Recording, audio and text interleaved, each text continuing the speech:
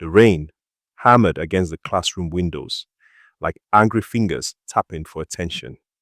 The whole school buzzed with whispers, harsh, sharp, slicing through the corridors like blades. Phones lit up everywhere, notifications exploding like tiny grenades.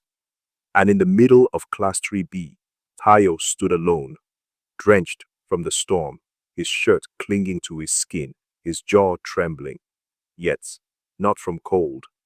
Every eye in the room was on him. Every phone in the room was pointed at him. Every muttered insult stabbed him again and again. On the board behind him, someone had written in bold red marker, "Betrayer." Tayo swallowed hard.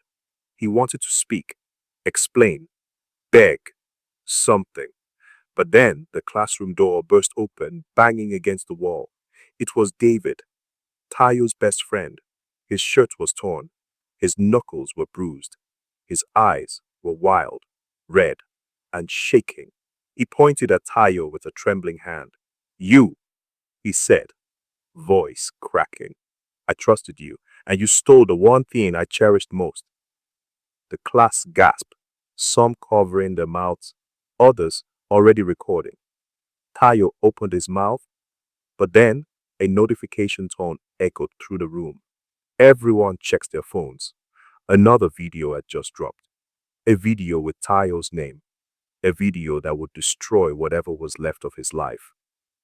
The room erupted, and Tayo whispered to himself, "How did it come to this?" Before the storm, before the videos, before the betrayal, life was simple. Tayo, 18 years old, was the kind of boy everyone knew. Tall, charming, always smiling, too charming, some teachers said. He spoke fast, walked fast, flirted fast, and apologized even faster. David, his best friend since primary school, was the opposite. Quiet, patient, loyal to the core. Where Tayo brought noise, David brought calm. And then there was Amara, beautiful, confident, smart. Everyone admired her. The girl who could silence a whole hallway just by walking through it. She had been David's girlfriend for 6 months.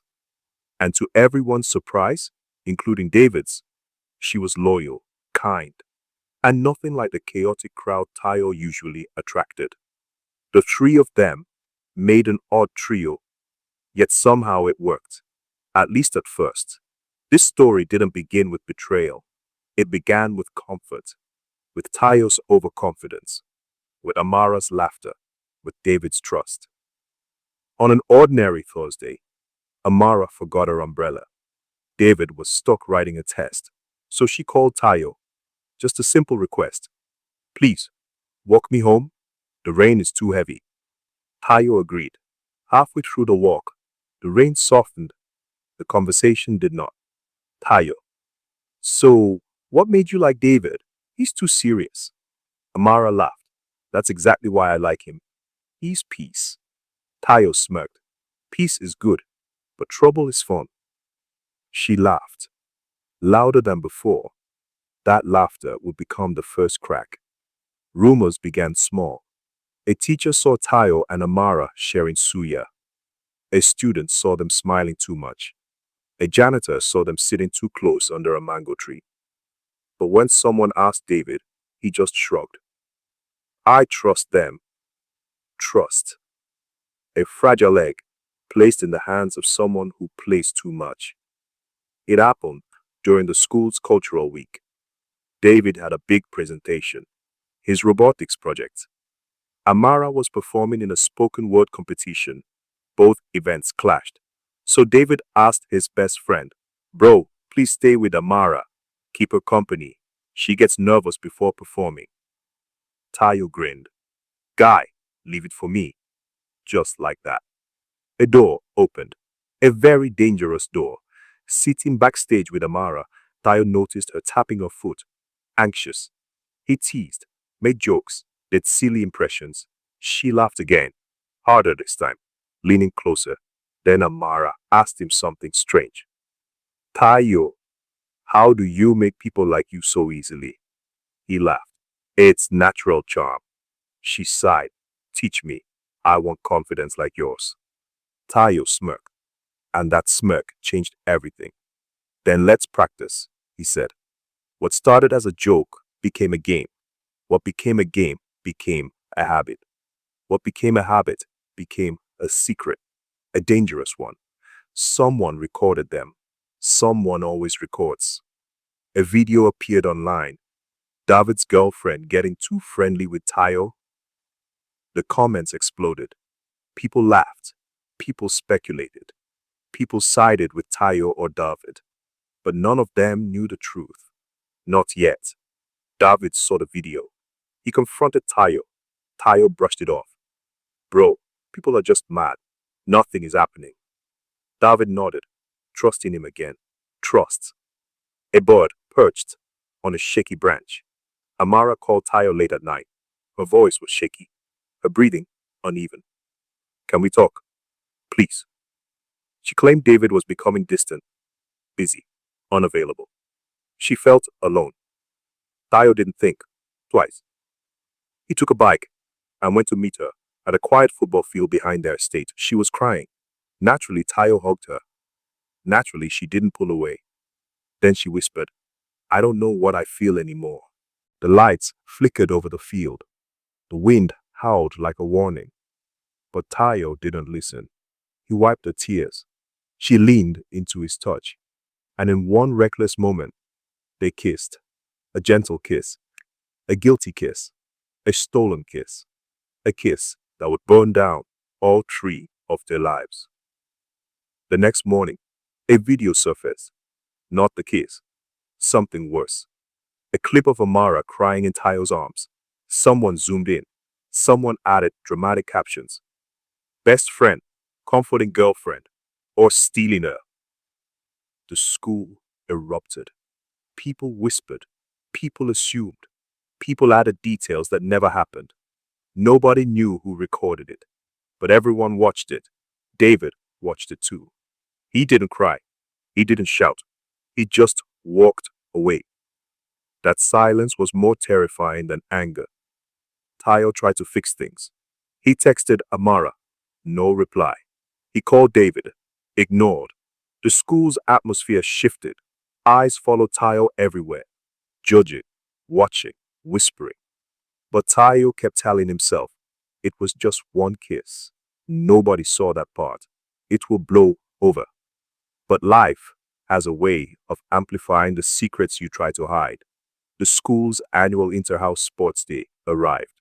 Crowds everywhere, music, chants, phones out. Tayo noticed people watching him, then laughing. He didn't understand, not until a girl ran up to him, breathless. Tayo, someone leaked everything. His heart froze. Everything? What? She showed her phone. There it was, a folder leaked online. A folder titled Amara and Tayo. Inside were screenshots of their late-night chats, photos of their meetups, audio recordings of their conversations, and then the final bomb, the kiss. Tayo staggered backward as the crowd erupted in gasps. Then he noticed David, but David wasn't alone. Standing beside him was Amara. And then came the plot twist that shattered everything. David wasn't the one who leaked the files. Amara was. Amara stepped forward, voice shaking, but loud enough for everyone to hear. Tayo, I told you that night I was confused. I never wanted anything from you, but you kept encouraging it. You kept pushing the line. You made me think it was okay. Tayo stammered. But you kissed me. Amara nodded. Yes, but I told you the next day that it was a mistake. You didn't stop messaging me. You didn't stop flirting. I tried to cut you off. You wouldn't let go. Tayo felt the world spinning. Then David added the final blow. She showed me everything the next morning. She confessed. She asked for forgiveness. You didn't. The betrayal was not just a kiss. It was the secrecy, the persistence, the refusal to stop. Tayo dropped to his knees. Phones recorded everything. Days passed. Whispers became old news. Videos faded down the timeline. But the damage remained. David broke off the friendship permanently. Amara transferred to another school. Tayo. Tayo became a ghost in his own hallway. Teachers stopped calling on him. Students stopped sitting near him. Even juniors avoided his shadow. He learned, slowly, painfully, that betrayal is not always one big act. Sometimes it is a collection of tiny choices, tiny lies, tiny flirtations, until one day you lose everything. Months later, during graduation rehearsals, Tayo sat alone on the bleachers. A junior student approached him, timid, afraid. He said, "Sir, I hope you're okay. What happened to you taught all of us one thing. Don't lose a good friend trying to impress the world." Tayo smiled sadly, and in that moment, he understood something David had said years ago. Trust is like paper. Once you crush it, even if you smooth it out, the wrinkles remain forever. Welcome to Our Tales. Don't forget to subscribe and share the lesson you learned in the comments. Betrayal does not begin when you are caught. It begins the moment you start crossing the line you promised never to cross.